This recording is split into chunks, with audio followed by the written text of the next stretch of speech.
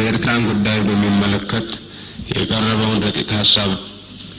ረቂቅ ሐሳብ ላይ ሰፊና ዲሞክራሲያዊ ውይይት ካካሄደ በኋላ የሚከተሉትን ውሳኔዎች አሳልፏል።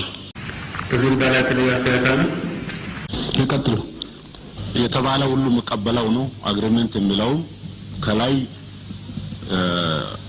የጊዜያዊ መንግስት እዚህ ሽግግር መንግስት የሚለው ሐሳብ እስከ ተቀመጠ ድረስ ባለ ወደቦችን እኔ ኤርትራን ብቻ ማለት አይደለም በአካባቢያችን ብዙ ባለ ወደቦች አሉ 3-4 የሚሆኑ ማቅ የሚኖርባቸው ኢትዮጵያ በሚገባ ተሰርቶባት ስትበለጽግ ባለ ወደቦች የሚፈልጓት ደጅ የሚጠኗት የሚለምኗት እንጂ ባለ ወደቦችን የምትፈልግና ደጅ የምትጠና አገር አትሆን።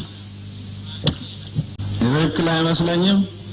ምክንያቱም የሪፈረንደሙ አውትካም አይተን ነው ወይ ነፃ መንግስት ነው የምንለው ወይ ደግሞ ኢትዮጵያ እንዳካል ነው የምንለው። እሺ ይደቅ አመሰግናለሁ ሊቀመንበር።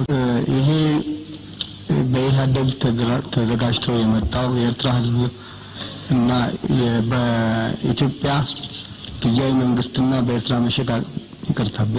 በኢትዮጵያ የመሸጋገሪያ መንግስትና በኤርትራ ጊዜያዊ መንግስት ስምምነት የሚለው ዶክመንት ስለዚህ በዚህ ጉዳይ ምክንያት ውዝግብ የሚፈጠርበት ሁኔታ የለም።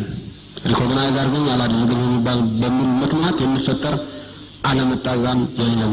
እኛ አግሪመንት ስንል በኤርትራ ኢንዲፔንደንት ሀገር ሆናለች ማለታችን እንዳልሆነ በውስጥ ጉዳይ በኤርትራ ውስጥ አንድ ችግር የተፈጠረ እንደሆነ በኢትዮጵያም ውስጥ አንድ ችግር የተፈጠረ እንደሆነ የሁለቱ የጦር ኃይሎች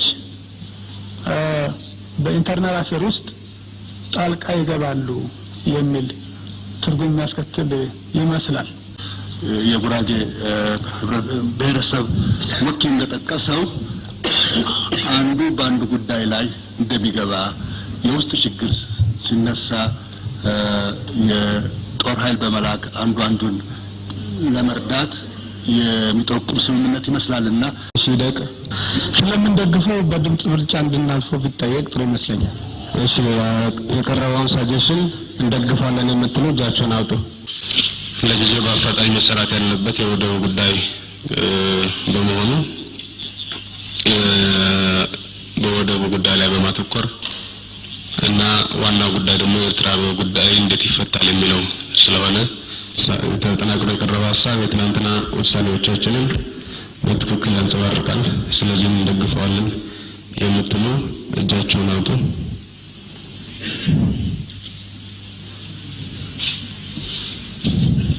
እሺ አውርዱ። እሺ አንድ ድምጹን አጥቷል፣ የተቀረው ደግፎታል። በዚሁ እናልፋለን። እሺ የቀጥለው ጉዳይ የካውንስሉ የወንበር ክፍፍል በሚመለከት ኢህአዴግ የሚያቀርበው ሐሳብ ነው።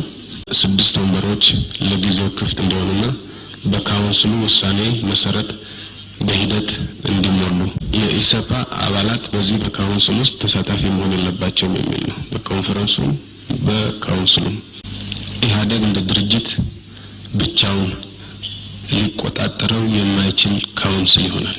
የኢህአዴግ አባል 10 የኦሮሞ ህዝብ